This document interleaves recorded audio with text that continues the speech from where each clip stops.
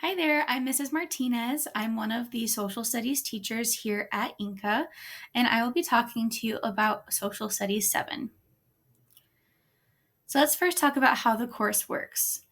Each day, Monday through Thursday, you will have a social studies assignment to complete in Connexus.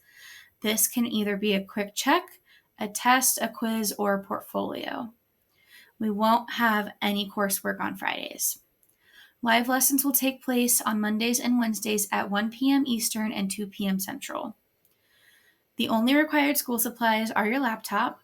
However, it is optional and recommended to also have a notebook, index cards, and possibly a printer if you're someone who likes to print out their textbook pages. Here are the different steps to completing a social studies lesson. The first step is always to watch the intro video. This is what you're watching right now. Always watch them before the lesson is begun. That way you know exactly what you're supposed to do that day. It also offers a brief overview of what the lesson is going to be about and can help summarize the main points.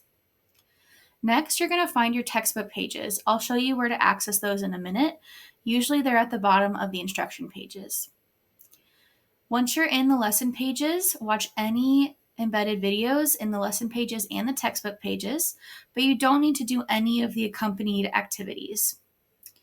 Complete your assignment. Use your notes to help you with the quick check questions, or just by using your brain, complete a quiz or a test.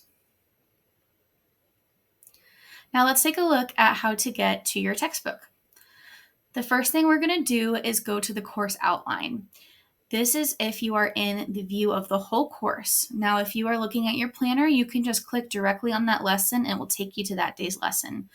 Then you will see the intro page. It will look something like the one on the screen where you'll see your teacher's face, a video, and then there'll probably be some text below that with either the reading guide or the link to your homepage. Next, when we start looking at the instruction pages, we can scroll down to the very bottom and we will see the link to the World History textbook. When you click that, it should open up the pages of the textbook that correspond to that day's lesson. One important feature to note is that you can actually have these pages read to you right under where it says Lesson 2. There is a playback button where it will read all of what's on the screen out loud. Some important features to note in the textbook are videos and pictures and maps. Try your best to watch all of the videos and to study the maps. Maps are going to be an important part of this class, and you'll see them a lot on quizzes and tests. Another important feature I want to point out to you is the message board. If you are in Mrs. Hayes' class, it will look exactly like this, but with her face instead of mine. You can click the hello underneath our picture to learn about us and get some of our course policies. You will also see here you have our phone number, book link, and a welcome recording. You can also find live lesson information, the link to the live lesson room, and recordings. You can find here in the course policies and resources, the course policies, note-taking strategies, and a link to Khan Academy that can help you as we go through this semester, as well as other links underneath school resources. If you click one of the units, it will take you to the page that corresponds with that unit. Here you can see Unit 3, Introduction to Geography.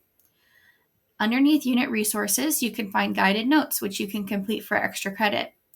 As we go through the school year, your teacher will also add the lesson intro videos to this page, so you can watch them at any point without having to go into your textbook. The next column has supplemental websites. These are videos and articles that can help you understand the concepts for this unit. And then important dates will also be updated with any quiz, tests, or portfolio due dates. Let's take a look at the reading guide. This is the Unit 3 reading guide. It will always be pink, just like this, so you know you can find it easily in your drive. You can either print this and write it out, or you can type it up. You will submit a file of either your Google Doc or a document with your photos of your handwriting at the end of the unit before you take your test. There will be a custom assessment and a place to upload that document.